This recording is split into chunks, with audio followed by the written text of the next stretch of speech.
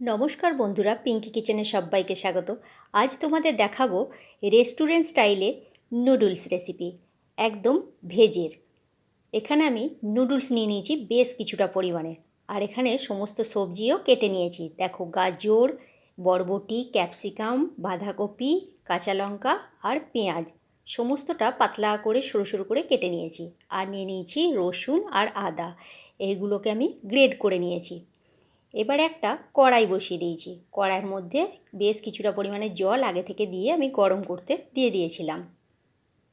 তার মধ্যে দিয়ে দিলাম 1 চামচ সাদা তেল আর 1 চামচ ভিনিগার। জলটা গরম হয়ে গেছে, এবারে এই পর্যায়ে আমি নুডলসগুলো দিয়ে দিচ্ছি। নুডলসগুলো দিয়ে মিনিট 3-4 মতো একটু সিদ্ধ করে নেব। নুডলস আর বাইরে খেতে না গিয়ে বাড়িতেই খুব সহজে বানিয়ে নিন, আমি যেরকম পদ্ধতিতে বানাচ্ছি। হাত দিয়ে একটু দেখে নিচ্ছি নুডলসটা সিদ্ধ হয়েছে নাকি। সিদ্ধ হয়ে গেছে। এবারে আমি একটা ঝুড়ির মধ্যে জলটা ঝরিয়ে নেব।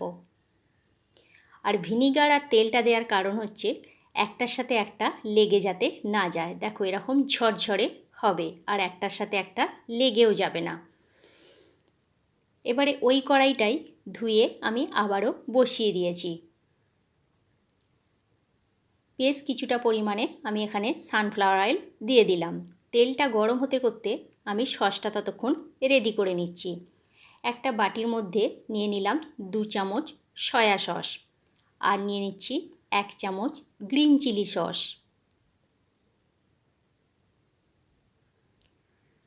আর দিয়ে দিচ্ছি 1 চামচ রেড চিলি সস,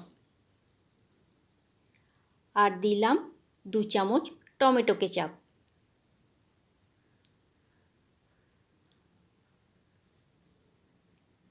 এবারে এটার মধ্যে আমি 1 কাপ মতো জল দিয়ে দিচ্ছি। জলটা দিয়ে খুব ভালো করে মিশিয়ে নেব। খুব ভালো করে আমার চামচে করে মেশানো হয়ে গেছে। আর একদিকে তেলটা যে আমি গরম করতে দিয়েছিলাম, তেলটাও আমার গরম হয়ে গেছে। এবারে প্রথমে আমি দিয়ে দিচ্ছি কেটে রাখা গাজরের কুচিটা। গাজরটা দিয়ে হালকা করে নাড়াচাড়া করে একটু ভেজে নেব। গ্যাসের ফ্লেমটা হাইয়ে রেখেই এগুলোকে কিন্তু ভাজতে হবে। লোতে রেখে ভাজলে কি হবে, গাজরটা সিদ্ধ হয়ে যাবে কিন্তু ক্রাঞ্চি ভাবটা চলে যাবে। নুডলসে ক্রাঞ্চি ভাবটা থাকলে তবে কিন্তু খেতে ভালো লাগে। গাজরগুলো একটু সাইড করে মাঝখানে তেলের মধ্যে দিয়ে দিচ্ছি গ্রেড করে রাখা আদা আর রসুনটা। আদা আর রসুনটা একটু হালকা করে গাজরের সাথেই নাড়াচাড়া করে ভেজে নিচ্ছি, যাতে আদা রসুনের কাঁচা গন্ধটা চলে যায়। এবারে এই পর্যায়ে দিয়ে দিলাম কেটে রাখা বরবটির টুকরোগুলো। তোমরা বরবটির জায়গায় বিনসও এখানে ব্যবহার করতে পারো। আমার এখানে বিনসটা ছিল না, সেই জন্য আমি বরবটিটা ব্যবহার করেছি। আবার একটু নাড়াচাড়া করে ভেজে নিলাম। এবারে দিয়ে দিলাম বাঁধাকপি কুচিটা। বাঁধাকপিটা দিয়েও একইভাবে নাড়াচাড়া করে একটু ভেজে নেব। গ্যাসের ফ্লেমটা এবার আমি একটু মিডিয়ামে করে দিয়েছি।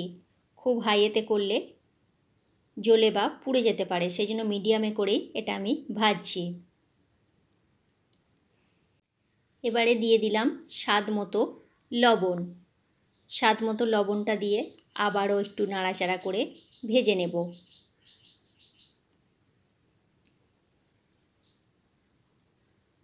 গাজরটা একটু বেশি সময় লাগে বলে গাজরটা আমি সবার প্রথমে দিয়েছিলাম, আর এইগুলো তো বেশি সময় লাগে না, সেই জন্য এগুলো একটু পরপর দিতে থাকছি। দিয়ে দিলাম ক্যাপসিকাম কুচি, পেঁয়াজ কুচি আর কাঁচা লঙ্কা কুচি। আবারও একটু 2 থেকে 3 মিনিটের জন্য নাড়াচাড়া করে ভেজে নেব।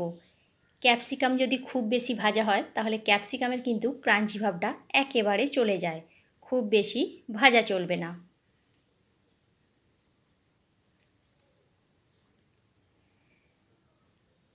দেখো, মিনিট 2-3 মতো আমি এটাকে ভেজে নিয়েছি। কালারটাও সম্পূর্ণ চেঞ্জ হয়ে গেছে। এবারে এই পর্যায়ে আমি দিয়ে দিচ্ছি যে সসটা আমি রেডি করে রেখেছিলাম একটা বাটির মধ্যে জল দিয়ে গুলে, সেই সসটা এবারে আমি দিয়ে দিচ্ছি। এখানে একটা কথা বলে রাখি তোমাদের, সসটা আমি যেভাবে দিচ্ছি সেইভাবেই কিন্তু তোমরা দিও, তবে কিন্তু রেস্টুরেন্ট স্টাইলের মতন হবে। আর যদি তোমরা মনে করো এই সবজির সাথে এক এক করে সসগুলো দেবে, তাহলে কিন্তু খেতে ভালো লাগবে না আর রেস্টুরেন্টের মতো হবে না। যে সসটা আমি রেডি করে রেখেছিলাম সেই সসটা এবারে দিয়ে দিলাম, দিয়ে কয়েক সেকেন্ডের জন্য নাড়াচাড়া করে নিলাম। নাড়াচাড়া করা হয়ে গেছে। এবারে এই পর্যায়ে আমি গ্যাসের ফ্লেমটা একটু লোতে করে চাউমিনগুলো অল্প অল্প করে দিতে থাকছি, দিয়ে খুন্তিতে করে নাড়াচাড়া করে নেব।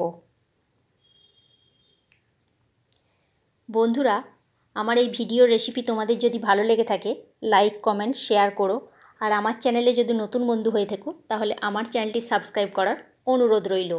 আর যদি ফেসবুক পেজ থেকে আমার চ্যানেলটি দেখতে চাও, তাহলে আমার পেজটি ফলো করে নিও। দেখো, খুব সুন্দর করে এইভাবে খুন্তিতে করে নাড়াচাড়া করে নিতে হবে। তোমরা চাইলে এটা দু হাতেও করতে পারো, আর একটি চামচ দিয়ে। আমি যেহেতু এক হাতে মোবাইলটা ধরে আছি, সেই জন্য এক হাতে করেই আমাকে এটাকে করতে হচ্ছে। দু হাতে করলে আরও ভালোভাবে এটা করা যাবে বা মেশানো যাবে। গ্যাসের ফ্লেমটা এই সময় কিন্তু লোতে রেখেই এটা করতে হবে, হাইতে রাখলে তলাটা লেগে যেতে পারে। এটাকে একটু সময় ধরে সবজি সসের সাথে খুব ভালো করে মেশাতে হবে, তাড়াহুড়ো করা চলবে না। আরও কয়টা উপকরণ দিতে বাকি আছে, তোমাদেরকে দেখাচ্ছি। দেখো, এইটা আমার ভাজা হয়ে গেছে। এবার আমি গ্যাসের ফ্লেমটাকে অফ করে দিচ্ছি। অফ করে দিয়ে কড়াইটা নামিয়ে নিচ্ছি।